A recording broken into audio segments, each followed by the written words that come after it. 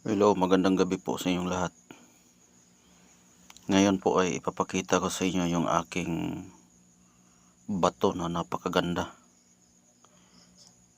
Itong bato na mutya na aking nakikita ito sa ilalim ng busay. Yung falls na saan bumagsak po yung tubig. Nakita ko ito sa pagsikat ng araw at natatamaan ito ng sikat ng araw. Kung saan bumagsak yung araw at napakaganda talaga. Nagliliwanag ito sa ilalim ng tubig. Sa pagbagsak ng tubig, ito'y nagliliwanag. At kinuha ko ito doon. Nilangoy ko doon sa ilalim. Yan, napakagandang bato na mutya. Ang pangalan ng mutyang ito ay isa po itong tinatawag na busay na bato. Dahil sa busay ito nakukuha.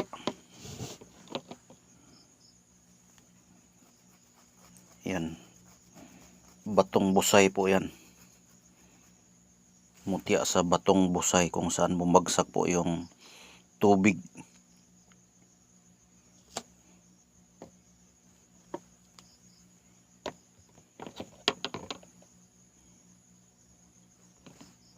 Ayan. May mga may mga tatagos sa ilaw yung kanyang bato. Ayan. Napakagandang mutya sa busay. At napakalaki talaga. Ayan. Kapag titingnan nyo yan dito sa walang liwanag. Ayan. Baliktarin natin. Ayan po yung itsura niya. Ayan. Ito'y maganda sa sa pangdagdag pang charger ito sa mga mutya. Kapag mayroon ka nito, kahit hindi ka na magpapakain sa mga mutya mo, kasi ang pagkain ng mutya yung pausok ng kamanyan. Pausukan mo yung mga mutya tapos pahiran mo ng mga langis. Yan po ang pagkain sa mutya, tapos may kasamang dasal. Ito kahit hindi mo na pausukan. Natural naman tayo, magdadasal tayo sa araw-araw natin sa panghanap buhay natin. Hingi tayo ng mga pasasalamat sa Panginoon. Normal na po yan sa ating buhay dahil siya po ang may-ari nito. Pero itong mutyang ito ay kahit hindi mo na pausukan, kapag mayroon ka nito, dikit mo lang yung mga mutya mo dito, kusang magcha-charge po yung kapangyarihan niya. Ito po ang pang-charger na mutya. Nakukuha ko po ito sa ilalim ng busay o yung falls, kung saan po bumagsak po yung tubig. Doon ito nakukuha. Dahil malapit na po kasi yung Semana Santa, ito po ay aking nakikita doon. Meron akong na-vlog na ganito pero iba ang klase. Ibang klase din yun. Nakita ko po yun sa kuweba. Ito'y sa busay. Ulitin ko po, sa busay ito na bumagsak siya. Pagbagsak niya doon at nakita ko ito na umaga, pagsikat ng araw, may malaking liwanag doon sa ilalim ng tubig kung saan bumagsak po yung tubig. Sa pagbagsak ng tubig, nakita ko po ito. Ito'y unang nasikatan ng araw at napakaliwanag po. Kaya kinuha ko sa ilalim. Sinisid ko. Nilangoy ko sa ilalim. Kaya ito ang aking nakikita. Ayan po ang itsura niya kapag walang liwanag. Ayan, parang ordinary lang, pero kapag masikatan ito ng araw, napakaganda talaga. Ito ang itsura pag walang flashlight o walang ilaw. Ayan. Maganda kasi ito sa sa pang-charge mo sa iyong mga mutya. Ayan. Pang-charge ito sa mutya dahil ito'y kristal na galing sa tubig. Ayan. Pero kung tawag nito ay mutya sa busay, dahil sa busay ito galing at nagpapahiwatig siya sa busay. Kung walang busay, hindi yan makikita, at walang liwanag sa araw, hindi ito makikita dahil hindi mo maramdaman kung mayroon diyang laman. Dahil sa sikat ng araw at nagre-reflect po yung liwanag niya, kaya aking nakikita. Ibig sabihin, galing ito sa busay, dahil sa busay siya galing, at mutya din yan sa busay, at nasisikatan siya ng araw, kaya siya nagliliwanag. Kaya kinuha ko siya, at napakagandang bato o mutya kung tawagin. Yan, napakalaki. Ngayon, i-ano natin, pakita natin dito sa slide. Yan, napakagandang mutya sa busay. Yan, may mga laman siya sa loob. Yan, meron siyang pag ganun. May mga aro-aro siya sa loob. Yan. Ang gamit nito ay maganda ito sa pampalakas ng katawan. Pampalakas ito sa katawan, dagdag enerhiya. Tapos pwede siya sa pang-charge ng mga mutya mo. Idikit mo lang yung mga mutya mo dito, mabubuhay yung mga mutya mo. Ayan. Napakagandang mutya. Ayan, oh. Parang fluorescent siya kung tingnan.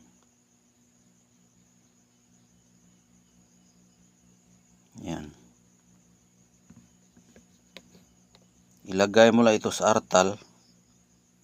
Kung may artal ka, ilagay mo lang. Tapos ipadikit mo lahat mga mutya mo dito, para palaging mabubuhay yung mutya mo. Dahil ito ay charger ng mga mutya. Yan, kristal kasi ito na napakalaking bato o mutya. Ayan po ang kanyang bertud. Habang may tubig na umaagos at bumagsak doon, walang katapusan, walang hangganang kapangyarihan na kanyang dinadala. Kaya lahat ng mga kapangyarihan na mga mutya, kapag idikit mo dito, 24/7 po yan.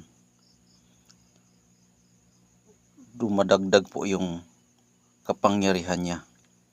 Kahit hindi mo na pausukan, idikit mo lang yung mutya mo dito, mabubuhay yung mga mutya mo.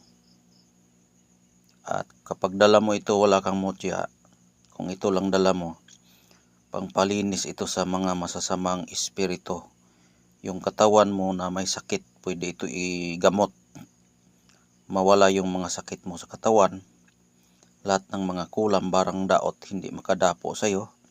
Kung may mga trahedya na paparating sa iyo, ito po ay pangpaiwas sa mga trahedya. Kaya maganda ito sa panipas, sa kabal, maaring pampaswerte rin.